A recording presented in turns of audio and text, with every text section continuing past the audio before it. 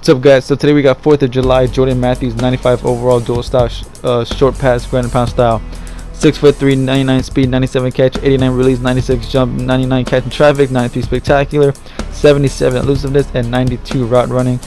Now in the open field with 81 spin and 85 juke, you know, don't let that fool you. Believe me, if you're good with the sticks, you can definitely make people miss. I know I did. And of course 99 speed, you know, when you're gone, you are gone. Now of course for most of this review he will be on the left side, you know, the far left. Now with route running, you know, he was okay, not that great. Of course he did have better moments than some, as you can see here. Not the best separation, but of course some passes are all about timing as well. So the better you are with timing, the better you'll be with, you know, his route running as well. So anyways, in terms of route running, Matthews was just average from what I saw. Now when it came to his spectacular catches, you know, actually I got about exactly what I expected. From a 93 spectacular out of a full season, he only got like 4 or 5, which is about right. I mean, that's, to me that sounds about right. So spectacular catches, you'll get about as many as you expect, I guess is the best way to describe it. Now just like Larry Fitz, you know, he's a better run blocker than you would think. Now right there, number 81, as you can see, holding his block even when the play is over. Now of course I'm not saying he's gonna pancake Lawrence Taylor or anything like that, but if he's going up against a safety or a corner, trust me, that guy is not going anywhere.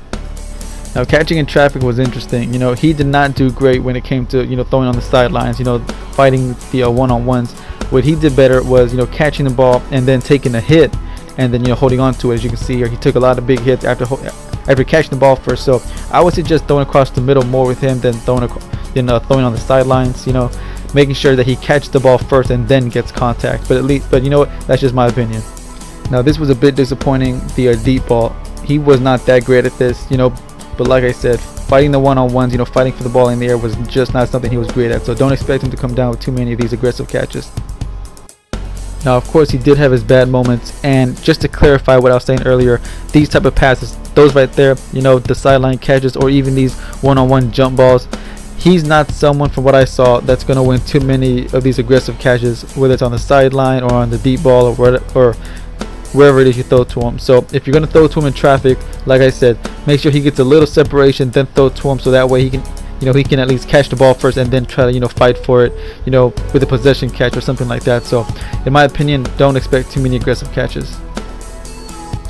Now of course this should not even be a surprise. You know, this is how I found the most success with him.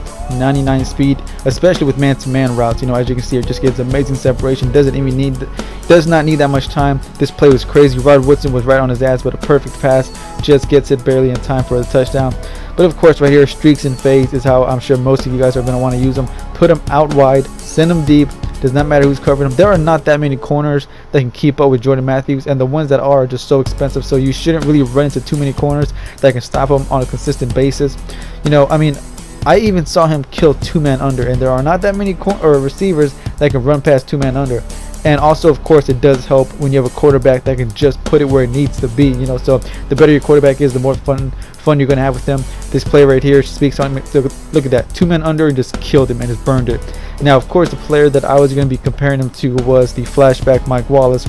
The best way to compare those two is to call Jordan Matthews Mike Wallace's big brother in Madden 16, because he's taller, he's faster, very similar stats as you can see here. And in terms of the release, he only has 89 release, but don't be surprised when you see him get more releases than you would think, because he definitely did for me, as you can see here. So of course, however you want to use Jordan Matthews is completely up to you, but don't be surprised if this is the way he gets touchdowns for you. Anyways guys, that's gonna wrap up this review. My final thoughts: do I think he's worth 100,000? That's actually what flashback Mike Wallace used to go for so long, so I feel that's exactly what he's worth. And I think he just might be a top 5 receiver, not, you know, like the number 1 and number 2, but maybe like in 5th place, tied with all the other speedy receivers, because he's just such an amazing deep threat. But anyways guys, let's wrap this up. I have Campus Joe Hayden coming out very soon, which actually should be tonight, so there should be 2 reviews tonight coming out. So anyways guys, let's wrap this up. My next review on offense is going to be the 4th of July Jeremy Hill. I will see y'all boys for those reviews. Don't forget to like, comment, subscribe. I'll see y'all boys later. Peace.